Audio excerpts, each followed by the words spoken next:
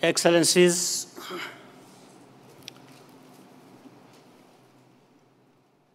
the Chairman of the African Union, President Abdelaziz, Excellencies, President Yoweri Kaguta Museveni, President Ali Bongo Ondimba, Deputy President of Kenya, William Ruto, former heads of state, President Benjamin Mkapa, Festus Mogae, our chairperson of the African Union Commission, governors, directors of the board of the African Development Bank, the president of the African Development Bank, dignitaries here present, distinguished ladies and gentlemen. It gives me great pleasure to welcome you to Rwanda for the annual meetings of the African Development Bank, and thank you for honoring our country with your presence.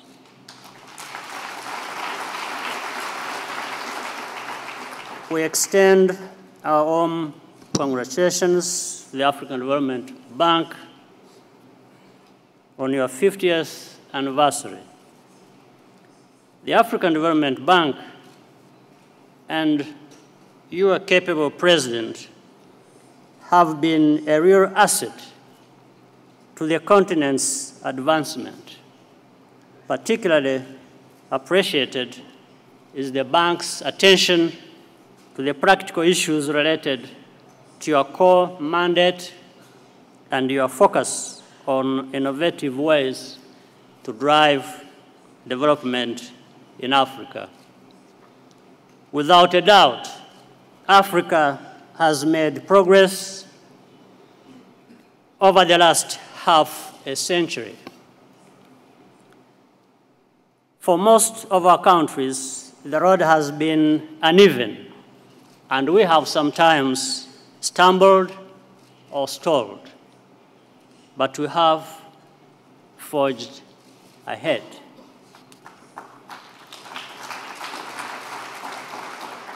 Across the continent, there is a renewed sense of optimism that gives meaning to the now familiar phrase of Africa rising. We are starting to see the positive effects of improved governance and better integration in the global economy, thanks to different technologies, among them ICT. We also have opportunities in a growing middle class and a youth bulge. Africa is one of the few places in the world that has a lot of room to grow, and more businesses are taking notice globally. But Africa has always had the attributes necessary to rise. So why have we fallen short? Long spells of instability in parts of Africa, high energy and transport costs, fragmented and non-integrated economies, and a high dependency on primary commodities are just some to the well-known obstacles. Over the last 2 decades, many African countries have worked to resolve major problems and began to lay the foundations for future prosperity. Take the example of instability. A number of difficult situations around the continent today remind us that progress can always be reversed. And here we also have got to be reminded that together we can rise, or together we may fall. We are responsible for ourselves, but we are also responsible to some extent for each other.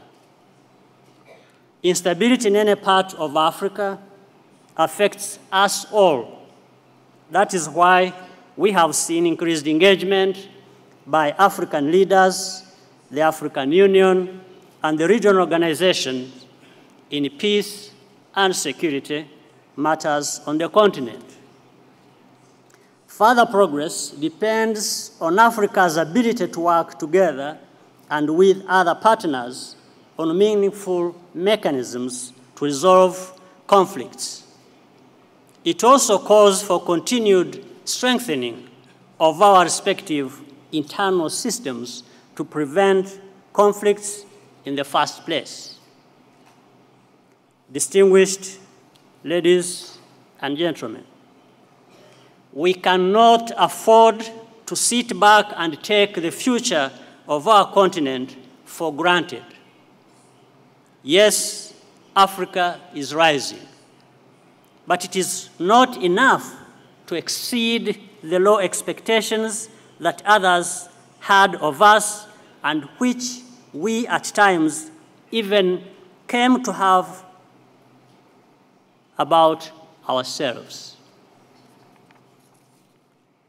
To give our citizens, especially young Africans, the lives they dream of, we have a lot higher to climb.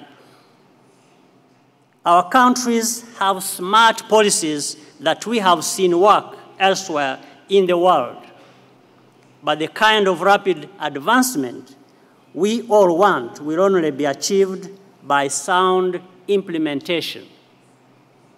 In particular, taking Africa's development to the next level will require a much bigger role for the private sector, which generates jobs and more wealth.